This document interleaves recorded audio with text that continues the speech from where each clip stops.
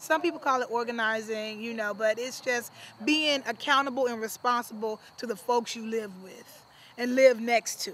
My question is, once like we learn these skills, like how do we apply storytelling to organizing? We all are from somewhere, and we all have a story, and that story has brought us to where we are. And how we understand that story will determine how we're able to move forward.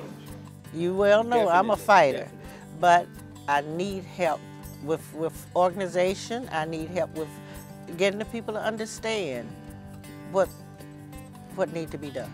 At the end of my residency, I want there to be a cadre of powerful, excited young people who now have theater tools that they didn't have before, and also who have an experience of what liberation tastes like. We're not gonna stop, doing what we're doing. We're gonna come out and we're gonna tell our stories, and hopefully, people will be touched, and hopefully, this government will change its ways.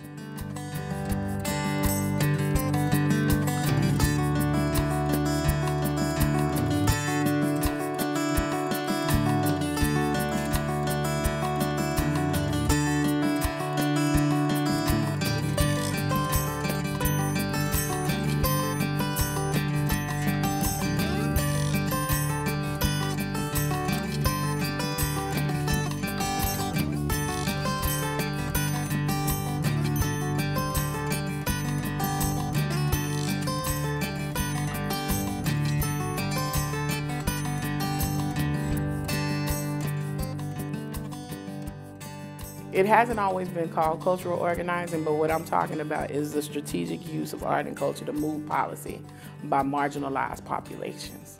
So we see this in the history of this country.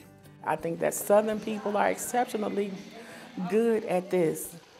We're good at making gravy and feeding a lot of people. And I think that's sometimes how I see this. It's making the best of what we have to benefit the larger, the greater good. We're talking about Zilphia Horton, who was doing this work back in the 1930s when she was Zilphia Mae Johnson, the organizer from Paris, Arkansas, organizing against her family in a coal mine, helping to organize union workers. And how she was doing that was through music. We're talking about poor white Appalachian folks. We're talking about poor white folks from all across the South. We're talking about people of color. We're talking about immigrants. The same kind of fear of the authority exists in all three communities. Fear of the government, be it I'm fearful because I'm driving while black, or I'm fearful because I'm undocumented.